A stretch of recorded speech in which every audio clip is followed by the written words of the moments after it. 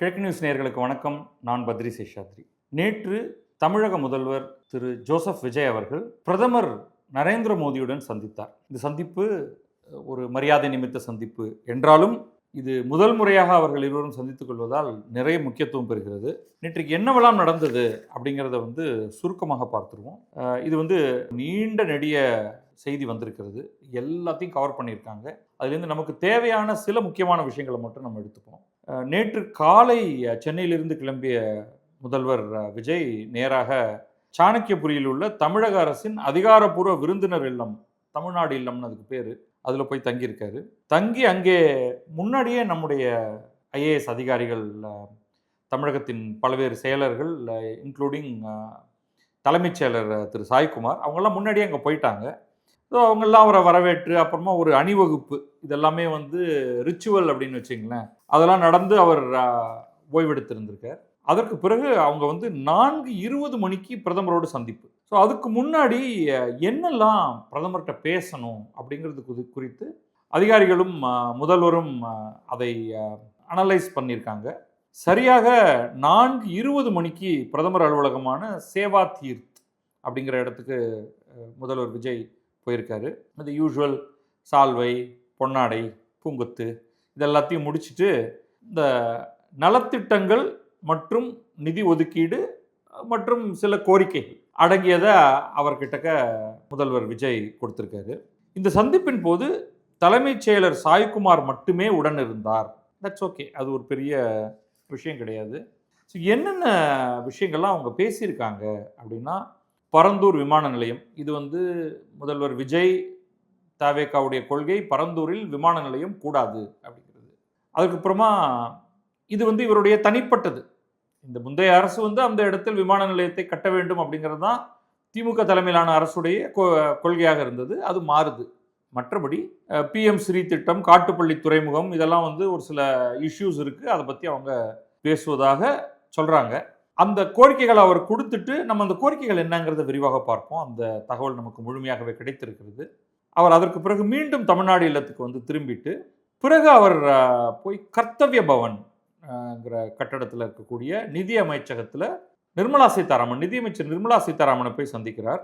சந்தித்து இப்போ நிதி பங்கீட்டில் மாநிலங்களுக்கும் மத்திய அரசுக்கும் இடையே எப்போவுமே ஒரு சின்ன உரசல் பிரச்சனை இருந்துகிட்டு இருக்கு. தமிழகத்தை பொறுத்தவரை என்னென்னலாம் நிதி நிலுவையில் இருக்குது, அதில் ஜிஎஸ்டி பகிர்வு நிதி, அதில் யூஸ்வலாக பிரச்சனையே இருக்காது. அதை ஏன் ஒரு பிரச்சனையாக காமிக்கணும்னே தெரியல. ட்ரான்ஸாக அதை ரிலீஸ் பண்ணிக்கிட்டே இருக்காங்க. உங்களுடைய நிதி அது தொடர்ந்து உங்களுக்கு வந்துக்கிட்டு தான் இருக்குது. ஆனால் வேறு சில நிதி உடனடியாக வரும் அப்படின்னு சொல்ல முடியாது.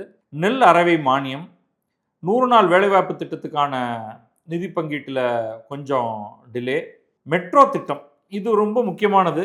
ஏன்னா மல்டிபிள் டிஸ்பியூட்ஸ் இருக்குது. தமிழகம் முந்தைய ஆட்சியில் மதுரையிலையும் கோயம்புத்தூர்லேயும் மெட்ரோ அமைக்க வேண்டும் அப்படின்னு அனுமதி கேட்டிருந்தாங்க. அந்த அனுமதி மறுக்கப்பட்டிருக்கிறது. மத்திய அரசிலிருந்து அந்த குறிப்பிட்ட அமைச்சகம் ஏன் அது மறுக்கப்பட்டிருக்கிறதுங்கிற சில காரணங்களை கொடுத்துருக்காங்க. ஸோ அதை சரிப்படுத்த வேண்டியது இருக்குது. அப்புறம் இந்த சமக்ர சிக்ஷா அபியான், அது ஒரு கல்வி தொடர்பான நிதியிலையும் கொஞ்சம் சிக்கல் இருக்குது. அந்த சிக்கல் டீட்டெயிலெலாம் இப்போ விட்டுருவோம். ஆனால் வேறு சில விஷயங்களை பற்றி பேசணும், அதை பின்னாடி பேசுவோம். இந்த நிதி ஒதுக்கீடுகளை பற்றியெல்லாம் சொல்லி அதில் என்னென்ன தாமதம் இருக்குது அதையெல்லாம் கொஞ்சம் சார்ட் அவுட் பண்ணிவிடுங்க அப்படின்னு சொல்லியிருக்காங்க. அதற்கு பிறகு அரசியல் முக்கியத்துவம் வாய்ந்ததாக கருதப்படுகிறது என்று தினமலர்லேயே போட்டிருக்கிறது என்னென்னா, அதிகாரிகளை எல்லாம் வெளியே அனுப்பிட்டு நிதியமைச்சர் நிர்மலா சீதாராமனும் முதல்வர் ஜோசப் விஜயும் தனியாக சில நிமிடங்கள் பேசியிருக்கிறார்கள். அப்போ அது நிச்சயமாக அரசு அலுவல் சார்ந்ததாக இருக்காது, கட்சி சார்ந்ததாக இருக்க வேண்டும் அப்படிங்கிறத நம்மளால் ஊகிக்க முடிகிறது. அமித்ஷா அவர்களையும் சந்திப்பதாக ஒரு திட்டம் ஒன்று இருந்ததாகவும், ஆனால் உள்துறை அமைச்சகத்திலிருந்து அவருக்கு ஏற்கனவே பல அலுவல்கள் இருப்பதனால நேரம் ஒதுக்க முடியாது என்று சொன்னதாகவும், அதனால் அந்த சந்திப்பு பின்னர் நிகழலாம் அப்படிங்கிற மாதிரியும் சொல்கிறாங்க. ஸோ இந்த 2 முக்கிய சந்திப்பு இதுதான் அரசு ரீதியாக. அதை தவிர அவர் சோனியா காந்தி, மல்லிகார்ஜுன கார்கே போன்ற பலரையும் அவர் சந்திப்பதாக இருந்தது. அதெல்லாம் அந்த சந்திப்புகள்லாம் சாதாரணமாக நடந்திருக்கும். அது இன்றைக்கு காலையிலேயே அது நடந்திருக்கலாம். முடித்துவிட்டு அவர் அங்கிருந்து கிளம்பி விட்டார் அப்படிங்கிற தகவல் நமக்கு வந்துருச்சு. என்னெல்லாம் அவங்க பேசியிருப்பாங்க அப்படிங்கிறத வந்து நமக்கு ஒரு ஒரு அவுட்லைன் கொடுத்துருக்காங்க. முதல்ல வந்து இது முதல்வர் விஜய் நடிகர் விஜயாக இருந்த பொழுது 2014 ஏப்ரல் 16ஆம் தேதி அப்போ பிரதமராக ஆகவில்லை நரேந்திர மோடி. அவர் குஜராத்தின் முதல்வராக இருந்தார். தொடர்ச்சியாக அவர் வந்து பிரச்சாரத்தில் ஈடுபட்டிருந்தார். மே மாதத்தில் தேர்தல் வரப்போகிறது. ஏப்ரல் மாதத்தில் அவர் தமிழகத்துக்கு வந்து தேர்தல் பிரச்சாரம் செய்து கொண்டிருந்தார். அப்பொழுது கோயம்புத்தூரில் அவர் விஜயை சந்தித்தார் 12 ஆண்டுகளுக்கு முன்னால. அதை சந்தித்து விட்டு அந்த படத்தை தன்னுடைய சமூக வலைத்தளத்திலாம் நரேந்திர மோடி அவர்கள் வெளியிட்டிருந்தார் அந்த சமயத்தில். இப்போ என்ன பேசியிருப்பாங்க அப்படின்னு பார்த்தா 4 முக்கிய பிரச்சனைகள். அதுக்கு முன்னாடி ஒரு பாராட்டு. ஆனைமங்கலம் செப்பேடுகளை மீட்டு இந்தியாவுக்கு கொண்டு வருவதில் முக்கிய பங்காற்றியதற்காக பிரதமர் மோடிக்கு முதல்வர் ஜோசப் விஜய் அவர்கள் பாராட்டு தெரிவித்திருக்கிறார். நன்றி தெரிவித்திருக்கிறார். பாராட்டுங்கிறத விட அடுத்தது அவர் குறிப்பிட்ட அந்த 4 பிரச்சனைகள் என்னென்ன அப்படின்னா, முதல்ல வந்து தமிழ்த்தாய் வாழ்த்து. தமிழ்நாட்டு அரசு நிகழ்ச்சிகளில் பொதுவானதாக என்ன இருந்தது என்றால், நிகழ்ச்சியை ஆரம்பிக்கும் பொழுது தமிழ்த்தாய் வாழ்த்தும், நிகழ்ச்சியை முடிக்கும் பொழுது தேசிய கீதமான ஜனகணமனவும் பாடப்படும். இப்போ மத்திய உள்துறை அமைச்சகத்தோட சுற்றறிக்கை என்ன சொல்லுதுன்னா, எல்லா நிகழ்ச்சிகளுக்கும் ஆரம்பத்தில் வந்தே மாதரம் ஜனகணமன பாடிவிட்டு நிகழ்ச்சி முடிந்ததற்கு பிறகு வந்தே மாதரம் ஜனகணமன மீண்டும் பாடப்பட வேண்டும். அப்போ இது ரெண்டும் வந்து ஒரு கிளாஷ் ஆகுது ஒரு இடத்துல. அது தமிழகம் மாதிரியான இடத்துல வந்து அது ஒரு பெரிய ஒரு பூகம்பம் பிடிப்பதற்கு இணையானது. இப்போ பிற மாநிலங்கள்லாம் என்னென்னலாம் இதை பற்றியான கருத்து வைத்திருக்கிறார்கள்ங்கிறது கொஞ்சம் ஆராய வேண்டும். ஆனால் தமிழ்நாட்டில் அது ஆல்ரெடி அது ஒரு பெரும் போராட்டமாக ஆகி இப்போ இவர் அது குறித்த ஒரு கருத்து தெரிவித்திருக்கிறார். எங்களுக்கு வந்து வந்தே மாதரம் பாட மாட்டோங்கிற மாதிரிலாம் எதுவும் அவர் சொல்லலை. மாறாக அவர் சொல்வது, எங்களுக்கு முதலில் தமிழ்த்தாய் வாழ்த்தை பாட அனுமதியுங்கள் அப்படிங்கிற மாதிரி. ஸோ முதல்ல தமிழ்த்தாய் வாழ்த்து பாடுறீங்கன்னா அடுத்து வந்தே மாதரமும் ஜனகணமனமும் பாடிவிட்டு முழு நிகழ்ச்சியை நடத்திவிட்டு மீண்டும் வந்தே மாதரம் ஜனகணமன பாட வேண்டும் அப்படின்னா அப்போ தமிழ்த்தாய் வாழ்த்தை மீண்டும் ஒரு முறை பாட வேண்டுமா? இது ஒன்று. இரண்டாவது, இங்குமே கவர்னர் சார்ந்த நிகழ்ச்சிகளில் என்ன பண்ணணும், முதல்வர் தன்னுடைய நிகழ்ச்சிகளில் அல்லது சட்டமன்றம் தன்னுடைய நிகழ்ச்சிகளில் என்ன பண்ணணும், இந்த கிளாஷ் எல்லாத்தையும் பிரதமரிடம் இந்த கோரிக்கை வைப்பது ஒரு நியாயமானதாக படுகிறது. ஏன்னா அவங்க வந்து மாநிலங்கள் என்ன செய்கின்றன என்பதை பற்றிய ஒரு கவலை இல்லாமல் இந்த சுற்றறிக்கையினை அவர்கள் வெளியிட்டிருக்கிறார்கள். இதெல்லாம் வந்து ஒருமுகப்படுத்தி எல்லாரும் உட்கார்ந்து பேசி இது எந்த மாதிரியான ஆர்டரில் இருக்கிறது நல்லது, சரி அப்படிங்கிறத அவர்கள் முடிவு செய்தால் நல்லது. மேலும் ஜனகணமனவை 2 முறை பாட வேண்டுமா, வந்தே மாதரத்தை 2 முறை பாட வேண்டுமா என்பதையும் ஒரு மாதிரி செட்டில் பண்ணால் நல்லா இருக்கும். இது அவர்களுடைய முதல் கோரிக்கை. இரண்டாவது கோரிக்கை, சில மத்திய அரசின் ஒரு சில ஃபெசிலிட்டிஸ், இன்ஃப்ராஸ்ட்ரக்சர் அதையெல்லாம் தமிழகத்தில் அமைப்பதற்கான ஒரு கோரிக்கை. ஏன்னா மேம்படுத்தப்பட்ட நடுத்தர போர் விமான வடிவமைப்பு மற்றும் மேம்பாட்டு மையம், வான்வழி அமைப்பு மையம் ஆகியவற்றை தமிழகத்தில் அமைப்பது குறித்து பாதுகாப்பு ஆராய்ச்சி மற்றும் மேம்பாட்டு நிறுவனத்துடன் DRDOவுடன் ஆலோசனை நடத்தப்பட்டு வருகிறது. இதில் வான்வழி அமைப்பு மையத்தை தமிழகத்தில் அமைக்க வேண்டும் அப்படின்னு கேட்குறாங்க. இது வந்து ஏற்கனவே ஹோசூரில் சில இடங்களெல்லாம் பார்த்து வைத்திருக்கிறார்கள், நிறுவப்பட வேண்டும் அப்படிங்கிறது தான் வந்து DRDOவுமே ஒரு முடிவில் இருப்பது போல நமக்கு தெரிகிறது. பட் அது வேற எங்கேயாவது போயிடக்கூடாது. ஏன்னா இப்போ வந்து பக்கத்தில் இருக்கக்கூடிய மாநிலங்களான முக்கியமாக ஆந்திரா கழுகு கண்ணோட என்னெல்லாம் கிடைக்குதோ அதை எல்லாத்தையும் அவர்களுடைய மாநிலத்துக்கு எடுத்து செல்ல பார்க்கிறது. ஸோ அதுக்கு முன்னாடியே ஒரு துண்டு போடுறது. அதுதான். மூன்றாவது, விரைவில் மிகப்பெரிய பிரச்சனையாக ஏற்கனவே ஆரம்பிச்சிருச்சு இருக்கக்கூடிய மேகேதாட்டு தடுப்பணை விவகாரம். ஸோ இது வந்து 2-3 விஷயங்கள் இப்போ வரப்போகிறது. ஒன்று, இப்பொழுது காங்கிரஸின் முதல்வராக இருக்கும் சித்தராமையாவை பதவியிலிருந்து இறக்கிவிட்டு அந்த இடத்தில் DK சிவகுமார் முதல்வராக வருவதற்கான எல்லா ப்ரிப்பரேஷன்ஸும் கர்நாடகத்தில் நடந்துகிட்டு இருக்கு. DK சிவகுமார் இந்த மேகேதாட்டு அணை விவகாரத்தை மிக முக்கியமான ஒன்றாக கையில் எடுத்திருக்கிறார். ஸோ அவர் வந்து அணை கட்டுவதற்கான பூமி பூஜை நடக்க இருக்கிறது அப்படின்னு அவர் அறிவித்திருக்கிறார். விரைவில் அவர் இப்பொழுது துணை முதல்வராக இருப்பவர் விரைவில் முதல்வராக வாய்ப்பு இருக்கிறது. அப்போ அது குறித்து விஜய் என்ன சொல்றாரு அப்படின்னா, காவிரி நடுவர் மன்றத்தின் இறுதி தீர்ப்புக்கும் உச்ச நீதிமன்றத்தின் உத்தரவுக்கும் இது முரணானது. நீங்க தன்னிச்சையாக இதையெல்லாம் செய்ய முடியாது. தமிழகம், கேரளம், புதுச்சேரி ஆகிய 3 மாநிலங்களின் ஒப்புதல் இல்லாமல் மேகேதாட்டு அணை கட்டக்கூடாது. ஜலசக்தி அமைச்சகத்துக்கும் நீர்வள ஆணையத்துக்கும் பிரதமர் அறிவுறுத்த வேண்டும் அப்படின்னு ஒரு கோரிக்கை. இது ரொம்ப முக்கியமான ஒரு கோரிக்கையாக நான் பார்க்கிறேன். இறுதியானதாக தமிழகத்தைச் சேர்ந்த மீனவர்கள் இலங்கை கடற்படையால் கைது செய்யப்படுவது இது வந்து காலாகாலமாக நடந்துகிட்டு இருக்கு. ஒரு காலகட்டத்தில் முக்கியமாக ஒரு 10-15 ஆண்டுகளுக்கு 12-13 ஆண்டுகளுக்கு முன்னால் தொடர்ச்சியாக இந்த மீனவர்கள் கடலிலேயே சுட்டுக் கொண்டிருந்தனர். இப்பொழுது இந்த சுட்டுக் கொல்லப்படுவது அப்படின்னு நின்றுருக்கு. ஆனாலும் கைது நடக்கிறது. முன்னெல்லாம் ரொம்ப டிமீனிங்காக இருக்கும். அவங்களுடைய வலைகள் அறுக்கப்படும், அவர்களுடைய படகுகள் நாசமாக்கப்படும்.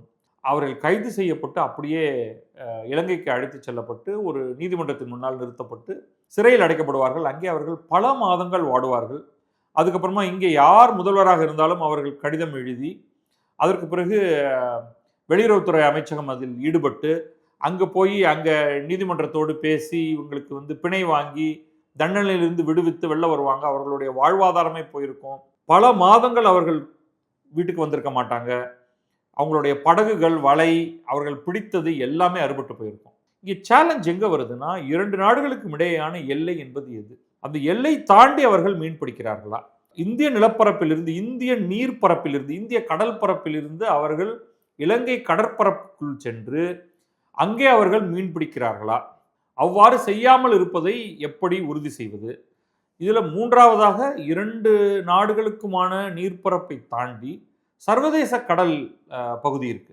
சர்வதேச கடல் பகுதியில் யார் வேண்டுமானாலும் மீன் பிடிக்கலாம். யார் வேண்டுமானாலும் மீன் பிடிக்கலாம்னா உண்மையிலேயே சைனீஸ் ட்ராலர்ஸ்லாம் வந்து மீன் பிடிச்சிட்டு இருக்காங்க. ஆனால் அதற்கு வந்து உங்களுக்கு தேவையான அந்த கப்பல் அப்படிங்கிறதே வேறு வகையானது. நிறைய இன்வெஸ்ட்மெண்ட் வேணும்.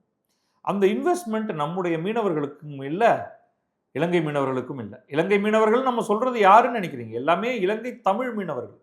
இப்போ பிரச்சனை யாருக்குன்னா சிங்கள மீனவர்கள் கிடையாது. ஏன்னா நம்ம வந்து நம்ம நேரடியாக யாருக்கு நெருக்கமாக இருக்கிறோம் தமிழகம் அப்படின்னா இலங்கையுடைய வடபகுதி. இலங்கையுடைய வடக்கிலும் கிழக்கிலும் அதிகமாக இருப்பது தமிழர்கள் தான். அது உங்களுக்கு தெரியும் ஏற்கனவே.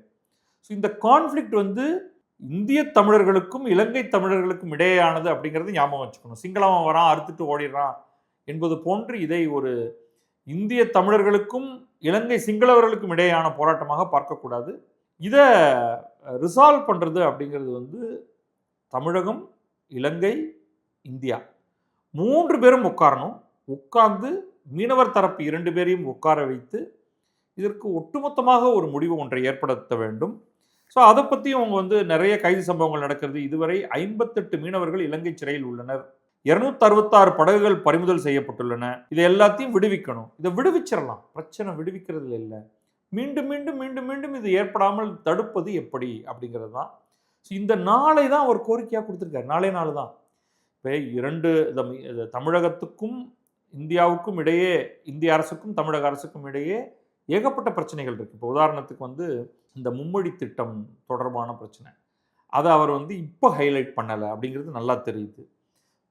வேற பல்வேறு முக்கியமாக வந்து இந்த வைஸ் சான்சலர் இஷ்யூ ஒன்று இருக்குது. அது வந்து இப்போ குடியரசுத் தலைவர் அவர்கள்ட்ட அது வந்து நிலுவையில் இருக்குது. இங்கே சென்ற அரசு அனைத்து தமிழ்நாட்டு பல்கலைக்கழகங்களுக்கும் வேந்தராக, சான்சலராக முதல்வர் தான் இருப்பார் அப்படின்னு ஒரு சட்டத்தை இயற்றி அதை கவர்னர் ஆர்.என். ரவி அப்பொழுது இருந்தவரிடம் அனுப்பித்து அவர் அதை கொஞ்ச நாள் வச்சுட்டு அதுக்கப்புறமா அதை வந்து திருப்பி அனுப்பிச்சிட்டார் இவங்களுக்கு, குடியரசுத் தலைவருக்கு. இது என்னுடைய லெவலுக்கு மேலேங்க, நீங்களே பார்த்து முடிவு எடுத்துக்கங்கன்ட்டு. ஸோ அது குறித்து இப்போ சின்னதாக ஒரு கான்ட்ரவர்சி ஒன்று வந்தது.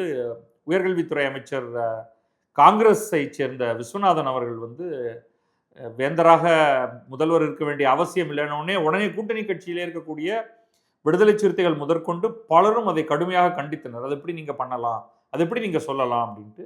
ஸோ அது குறித்த ஒரு கான்ட்ரவர்சி ஒன்று, கட்டாயமாக சர்ச்சை ஒன்று வரும்.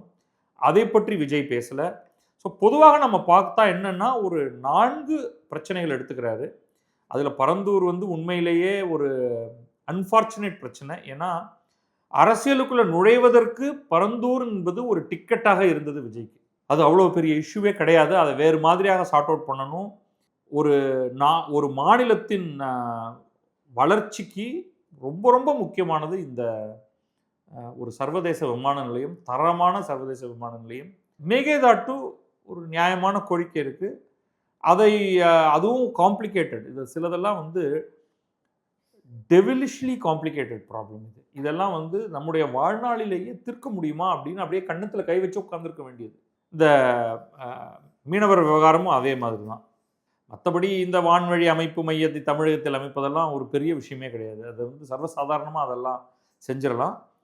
மத்திய அரசுக்கு இணக்கமாக என்ன பெரிய வித்தியாசமாக நம்ம பார்க்குறோம் அப்படின்னா, சென்ற அரசு வந்து அடிப்படையிலேயே தங்களை பாரதிய ஜனதாவுக்கு எதிராக, எனவே மத்திய அரசுக்கு எதிராக இருக்கக்கூடிய ஒரு அமைப்பாக தங்களை காட்டிக்கொண்டார்கள். எதுக்கெடுத்தாலும் சண்டைக்கு வர்றது.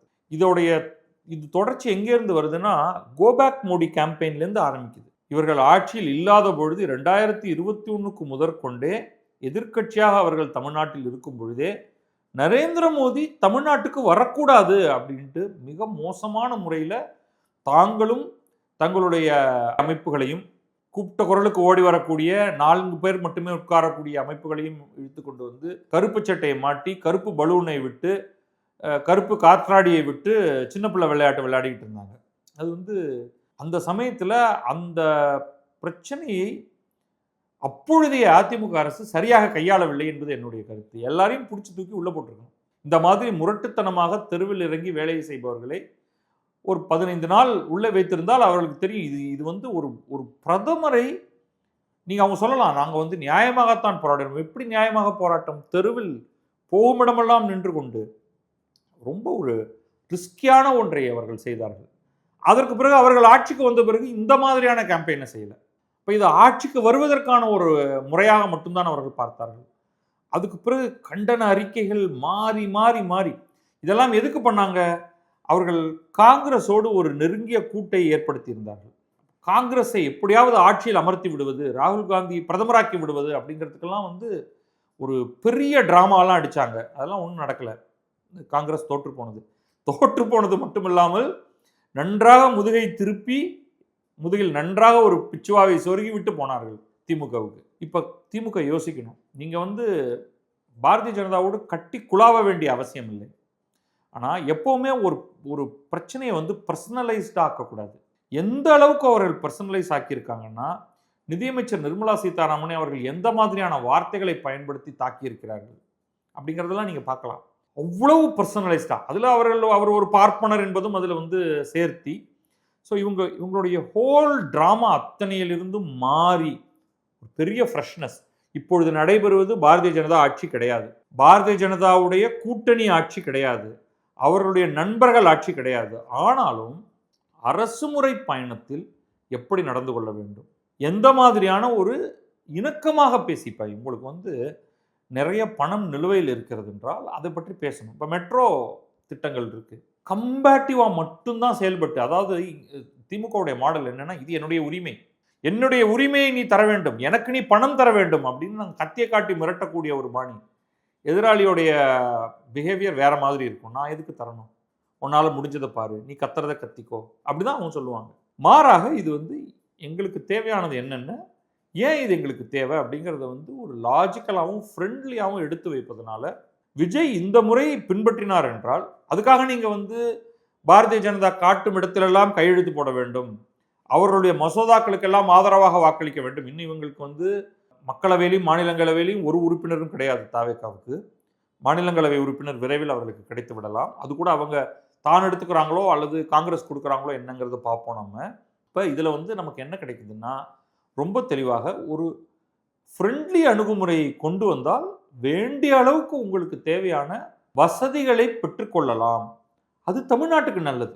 அது எந்த விதத்தில் அவர் செய்கிறார் அப்படிங்கிறத இனி வரக்கூடிய விளைவுகளிலிருந்து நாம் பார்ப்போம். ஸோ அந்த விதத்தில் நான் வந்து இந்த பர்டிகுலர் ட்ரிப்புக்காக முதல்வர் விஜயை நிச்சயமாக நான் பாராட்டுகிறேன். ரிசல்ட் வரும்பொழுது நம்ம அதை பற்றி இன்னும் விரிவாக பேசலாம். நன்றி, வணக்கம். நான் பத்ரி சேஷாத்ரி. இது கிழக்கு நியூஸ்.